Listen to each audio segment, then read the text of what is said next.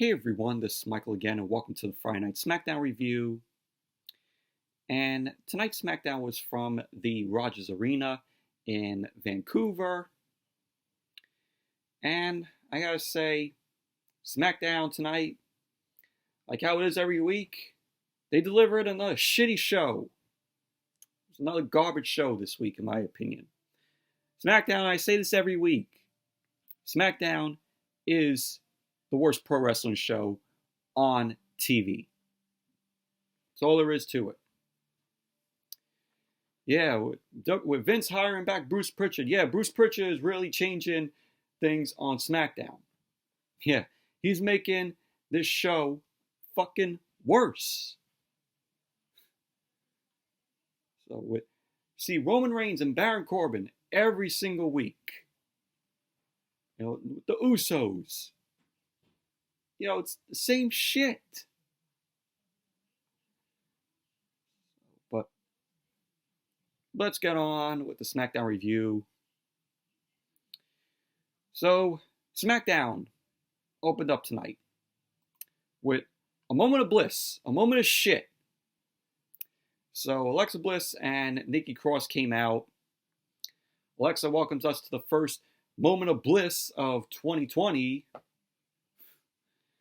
And then Nikki Cross ends up wishing everyone a happy Valentine's Day, because it is Valentine's Day today. So, Nikki Cross ended up wanting to talk about celebrity crushes because it's Valentine's Day.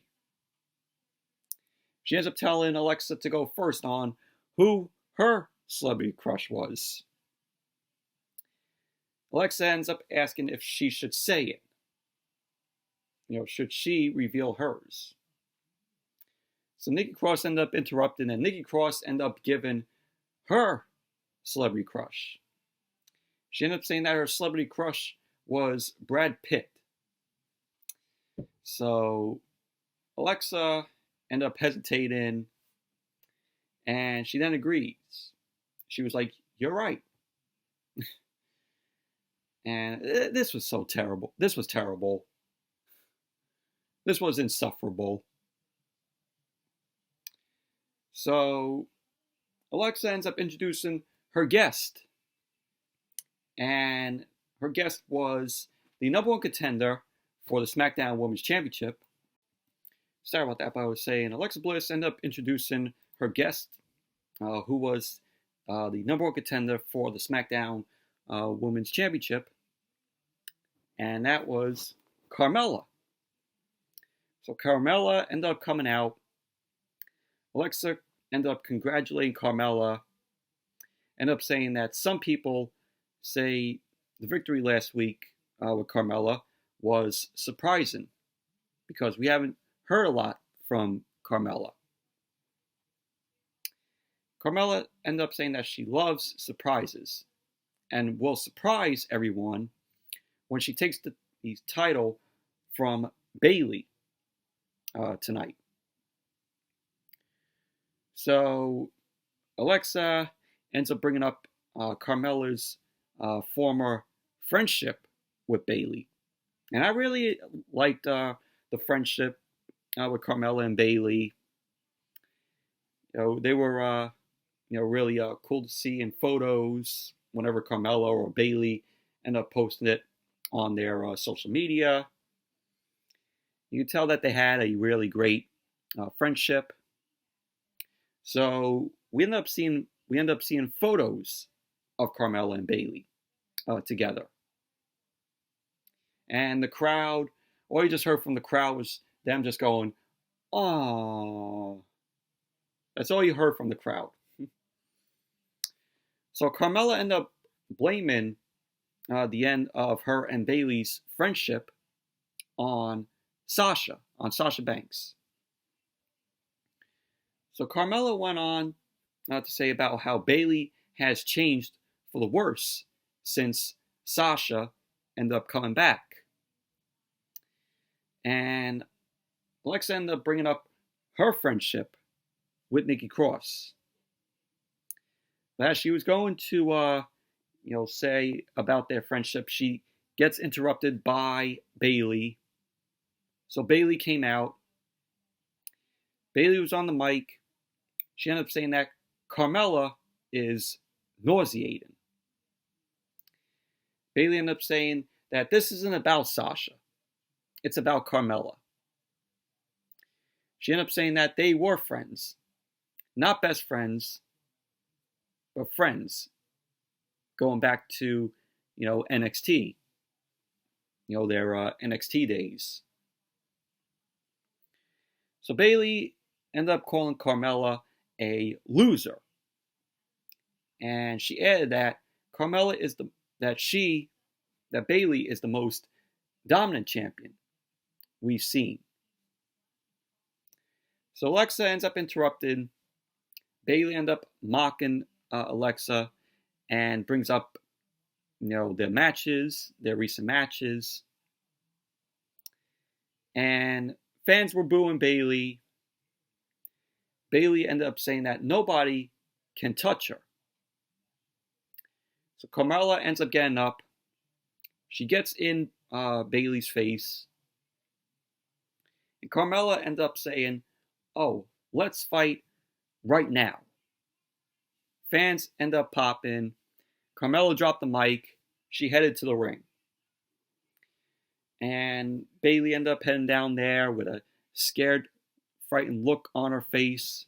And then Smackdown went to commercial. And that was how this segment ended. But very nauseating, very insufferable segment. So, then we had Bayley versus Carmella for the Smackdown Women's Championship. And surprisingly, this was a decent match, in my opinion. Carmella was really decent here in this match. She got, the ups on Bayley, and the match ended up, in the first part of the match, we saw Bayley end up taking Carmella out, and Carmella ended up, getting a 2 count by pinning Bayley because Bayley ended up kicking out. Carmella ended up taking Bayley down by her arm. Bayley ended up fighting. She ended up tying Carmella up in the ropes. Bayley ended up working on Carmella until the referee, made the 5 count. Fans were booing Bayley, of course. And we saw Carmella end up slapping Bayley out of nowhere. And she then drop kicked Bayley twice. Bayley ended up fighting back with a kick to Carmella, knocks Carmella back down. And it was the end of the match. We had Carmella going for the code of silence for the second time because she locked in the first time on Bayley. Bayley ended up reaching the rope. And, Carmella went for it a second time. It got blocked by Bayley. Bayley ended up using the ropes for leverage and got the pin on Carmella. So there you go. Bayley ended up winning the match. Still retained the Smackdown Women's Championship.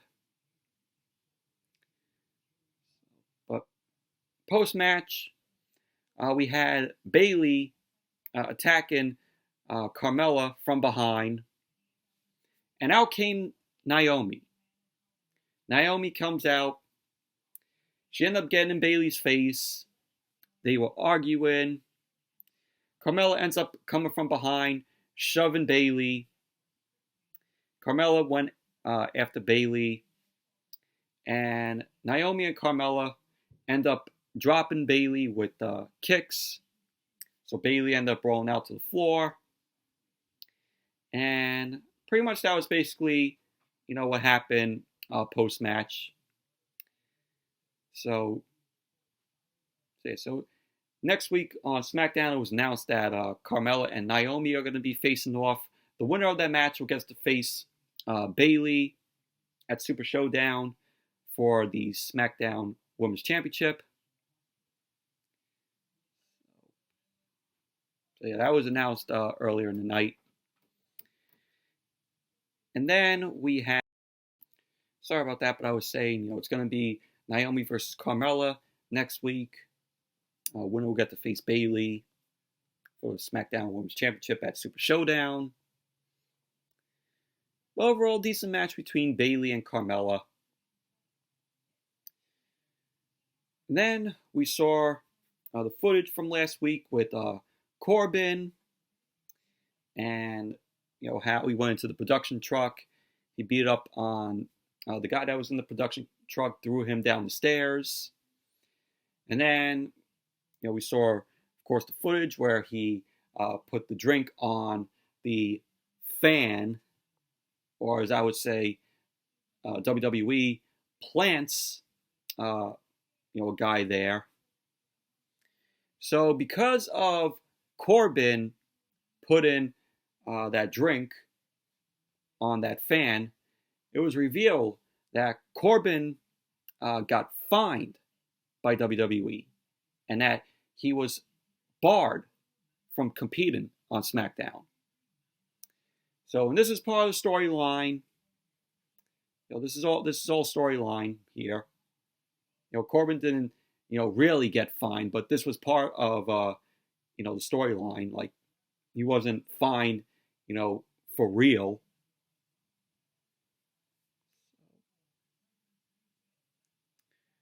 And I had to say that because, there are some of these fans that think, oh, he really did get fined. No, this is all part of the storyline.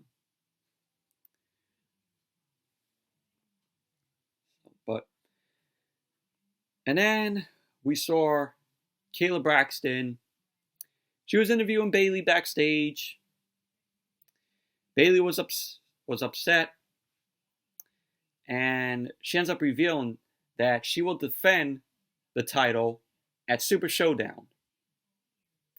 She ended up saying that she doesn't care who her opponent is because no one can touch her.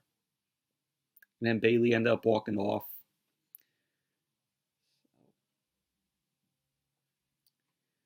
Then we saw a WWE Day Of trailer, which was for the Day Of series on the network, and this Day Of was for the Royal Rumble.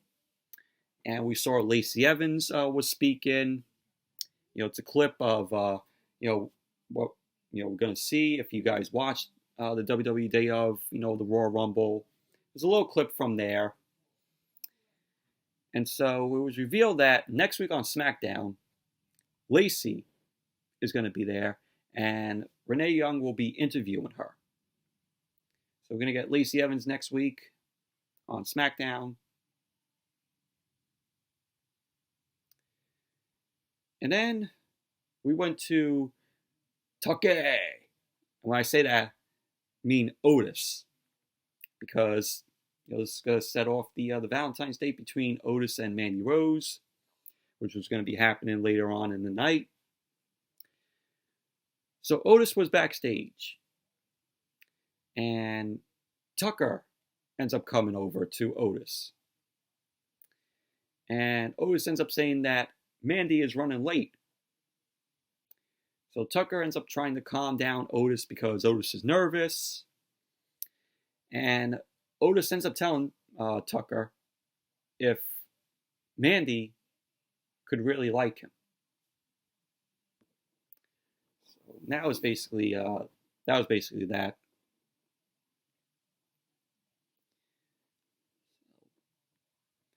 Then we went to Sheamus versus Apollo Crews and Chad Gable. 2-on-1 handicap match. This was just a very meh match. Did not even care for this match. Did not even give a shit. But in the end, Sheamus ended up winning. Of course, he's fighting Apollo Crews and Chad Gable. Sheamus was going to win. So Sheamus ended up winning. He delivered bro kicks to Chad Gable. He bro kicked Chad Gable off the ring apron. And then he delivered a bro kick to Apollo Crews in the ring. So there you go. Sheamus ended up winning the 2-on-1 handicap match. Meh match. It was a squash match. in my opinion. Moving on. We had Kayla Braxton. She ended up interviewing Carmella backstage, and she ended up asking Carmella about what Bayley ended up doing. So Carmella ends up telling Kayla Braxton that she doesn't ask for handouts, but she deserves a rematch after what happened. So Carmella ends up telling, WWE and Fox officials to name a time and place, because she will be there and she will be the next SmackDown Women's Champion. So there you go. And then we had Hulk Hogan. Hulk Hogan was announced for SmackDown tonight, earlier in the day. And a lot of people were thinking, oh yeah, Hulk Hogan's going to be in Vancouver. Nope. Just the same as last week. WWE clickbaited all of you. Just, like what they did with Goldberg last week, where fans thought that Goldberg would be in attendance, but he really was by satellite. Same thing tonight. Hulk Hogan was by satellite from his beach shop in Florida, in Tampa. So, and I knew once they announced Hulk Hogan earlier today, I'm like, yeah, he's not gonna be there live. They're gonna do another by satellite interview, and I was right. So we had Michael Cole and Corey Graves. They would join Hulk Hogan, because Hulk Hogan was via satellite from his beach shop. So Michael Cole ended up asking about Hulk Hogan and the NWO going into the 2020 Hall of Fame. And Hogan ends up talking up the NWO. He ended up saying that the NWO is for life. The NWO, one of the best staples in pro wrestling. So Michael Cole ended up asking Hogan if Goldberg has a shot at the Fiend. And Hogan ends up talking about feeling the power of Goldberg. He was in the ring with Goldberg, back, in the day in WCW. And he ended up saying that the Fiend better be careful. And the screen ended up flickering a few times. There was a few times tonight where the screen was flickering, and it looked like, it was the Fiend. So Hogan was interrupted by, it was like a NWO video where it said the following is paid for by the FFH, Firefly Funhouse. And I liked how the way that was done. And then we see Bray Wyatt was walking across the screen. You hear the NWO, music go off. It was in black and white. And he goes into a regular, Firefly Funhouse segment. Huskus the Pig was there. And the screen ended up splitting. You had Bray Wyatt on the right side of the screen. You had Hulk Hogan on the left side of the screen. Hogan ended up saying that Bray Wyatt is a funny guy with jokes, but it won't be funny when he gets in the ring with Goldberg. So Bray Wyatt ends up getting serious and warns Hogan that he doesn't need jokes and that he has a Fiend. So Hogan ended up telling Bray Wyatt to be careful because there could be room for him on the wall. And Bray Wyatt actually did have a picture of Hulk Hogan with the X's on Hogan's eyes in the picture frame, where his eyes were crossed out like all the other victims on his victim wall in the Firefly Funhouse. So Hogan ends up telling Bray Wyatt he will see him at the Hall of Fame in April. So Hogan ended up walking off, and Bray Wyatt ended up saying the same. He waves goodbye to Hulk Hogan, and that was the other segment. But really, like this segment with Bray Wyatt and Hulk Hogan. I like the little NWO like video where it just had the Firefly Funhouse on the FFH and the NWO music playing. Thought that was really cool.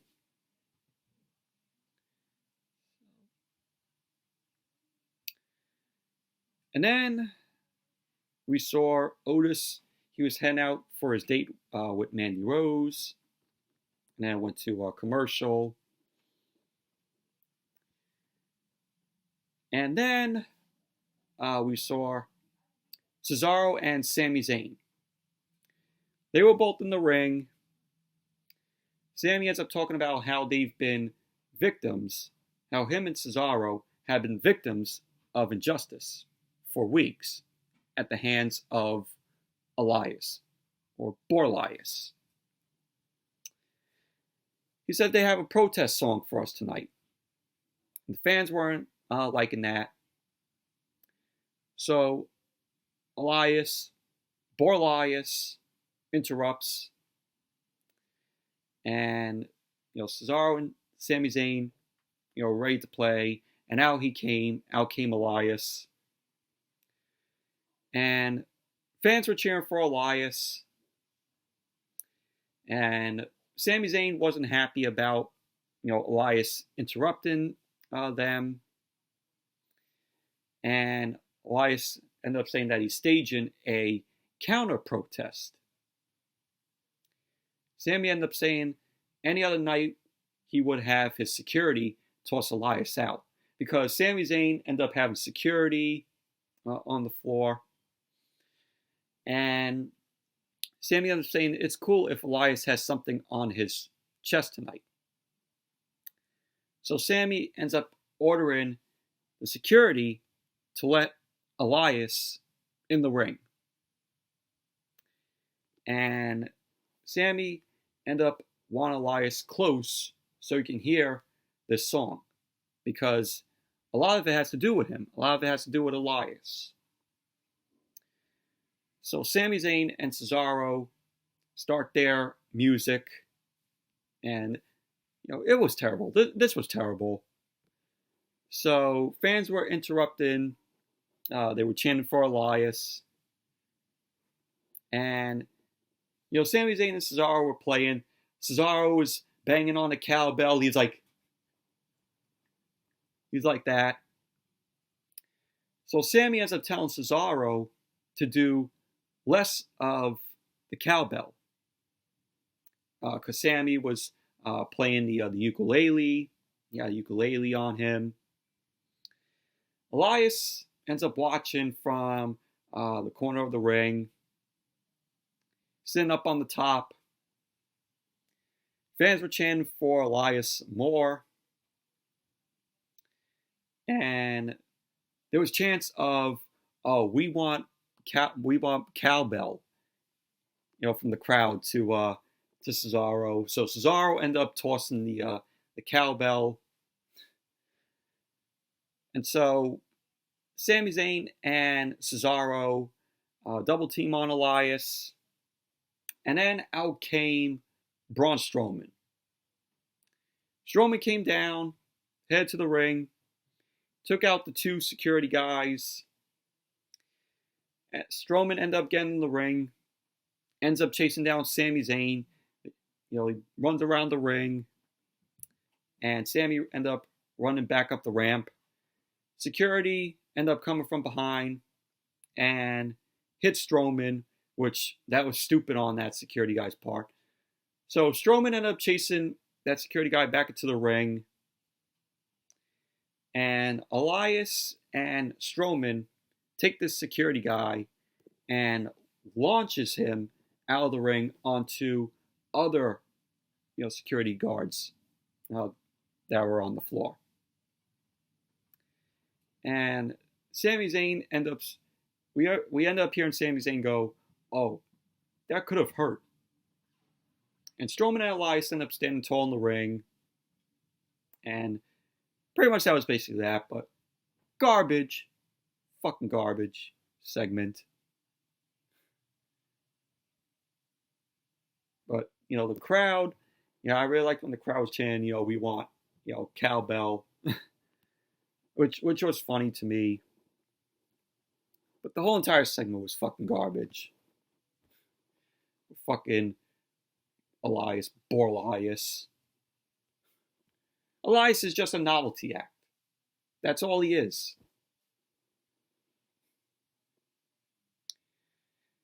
So then after that, Kayla Braxton ends up stopping Naomi backstage for an interview. Naomi went on to say about how she's tired of Bayley. Naomi ends up saying that the glow is real, and she will be the next SmackDown Women's Champion. And then off Naomi, walked away. And then we cut back and we saw Mandy Rose. She was at the restaurant. She was still alone and waiting for Otis. So SmackDown went to commercial. And we got a John Cena promo. John Cena's return to SmackDown. So he's going to be appearing on SmackDown. And we also got, the Ruthless Aggression, docuseries that's going to be on the WWE Network, which I am looking forward to. I'm looking forward to watching it because, I watched that whole era, with the Ruthless Aggression. So I'm looking forward to that docuseries on the network when it comes on. And then we had the announcement that Carmella versus Naomi. I said this earlier. Carmella versus Naomi is going to be taking place on SmackDown next Friday. Winner of that match will get to face Bayley for the title at Super Showdown. And it was also revealed that Goldberg will be on SmackDown next week, live there.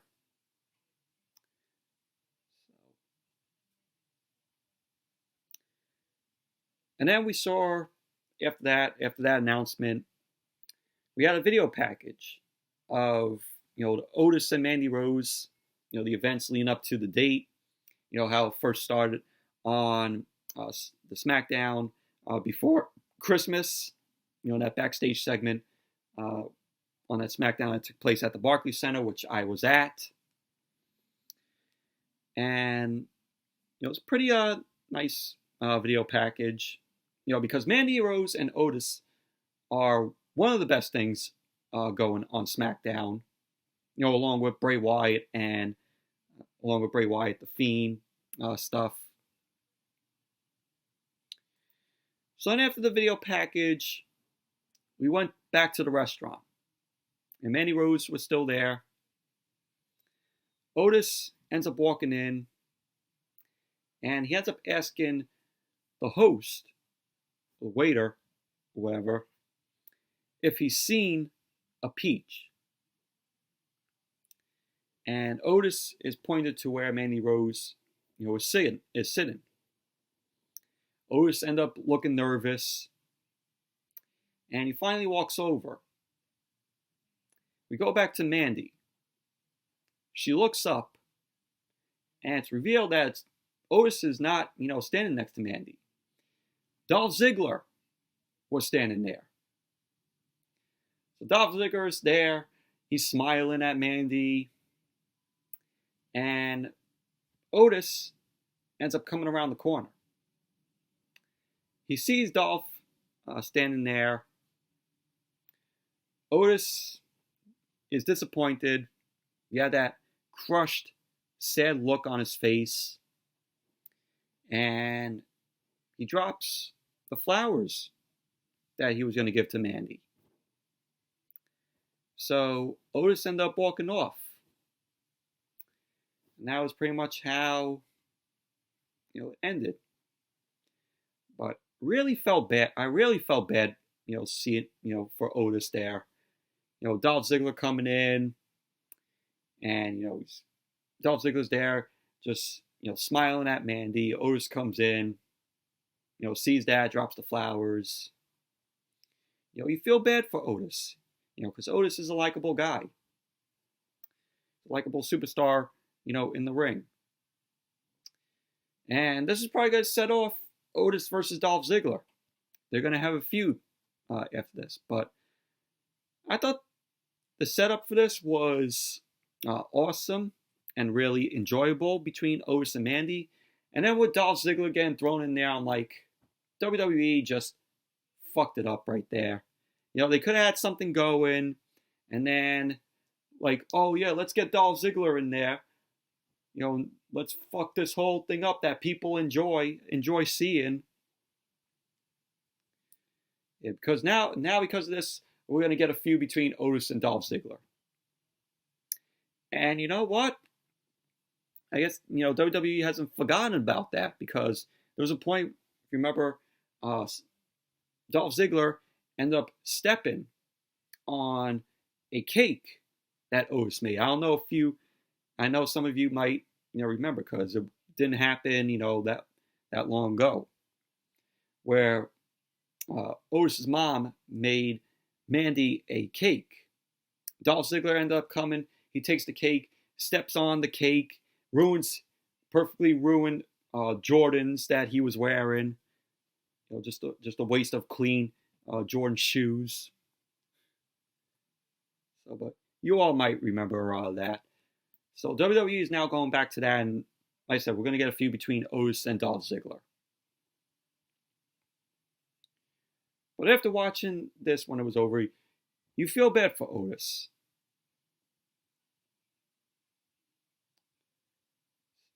And then we had the main event. The Miz and John Morrison versus Roman Reigns and a mystery partner of Roman's choosing. So, the Miz and John Morrison came out. Miz and Morrison get on the mic before the match got underway. They start trashing the Usos, and they mention how the Usos aren't even here. Miz ended up saying that the Usos have been back for only a month and already have Roman fighting their battles. And Miz ended up talking about how he's always here, and he's been in WWE for 15 years. So the fans end up booing Miz. Morrison ends up telling the fans, oh, don't boo him. So the Miz end up praising John Morrison. They talk trash about the New Day, ahead of their match at the Super Showdown. And then now came Roman. Roman ends up coming out, and we got Roman facing off with the Miz and John Morrison in the ring. Or, I'm sorry, I got my notes all mixed up. Roman was still on the floor. And then out came the mystery partner that Roman ended up choosing. His mystery partner was revealed to be Daniel Bryan. So Daniel Bryan came out, got a yes chant from the crowd. And then WWE, we can't even escape him. And I'm talking about Corbin. Corbin comes walking down the steps in the crowd, shows that he has bought a ticket to the show because, we couldn't compete tonight because of the fine. So I'm like, oh yeah, so we're not going to be seeing Corbin tonight on Smackdown. Wrong. It's like WWE, it's like, Oh, you all thought that Corbin wasn't going to appear tonight, right? We because we put a fine on him, because storyline, and it's shown him coming down. He had a ticket to the show. I'm like, we can't escape this guy. Nobody wants to see Corbin every single week. The guy has go away heat. When a superstar has go away heat, it means the fans don't want to see him every single week, or any superstar that has go away heat. So, but this match itself, it was a decent match. It was back and forth between both of these guys. The end of the match, you had Roman delivering a Superman punch to The Miz. Roman ended up following up with a spear to Miz for the win. There you go. Roman Reigns and Daniel Bryan win the match. I mean, you all know that Roman is going to win the match. You all know that Roman and Daniel Bryan were going to win. So then after the match, Corbin comes into the ring, hits Roman with his scepter to the back of Roman's neck. Corbin ends up being down on Roman, and he retreats, goes on his caravan, and Corbin is standing tall on his caravan as SmackDown goes off the air. So yeah, this Roman and Corbin feud is not even over yet. God. Can we end this feud between the both of them, please? We're getting sick and tired of seeing them go at it. It's like repeat, rinse and repeat with Roman and Corbin and his other goons, Dolph Ziggler, which, now because of the Otis and Mandy date, they're probably going to have, like I said, Otis, and Dolph in a feud. So who knows if he's still in this with Corbin and Robert Roode. And you have the Usos with Roman. I mean, how much longer can they keep this feud between Roman and Corbin going? Please, put this feud out of its misery. Anyways, it was a decent main event. And that's it for the SmackDown review. Thank you all for watching. Hope you all enjoyed this review. And definitely give the video a thumbs up, comment, subscribe. And until next video, I'll see you all later.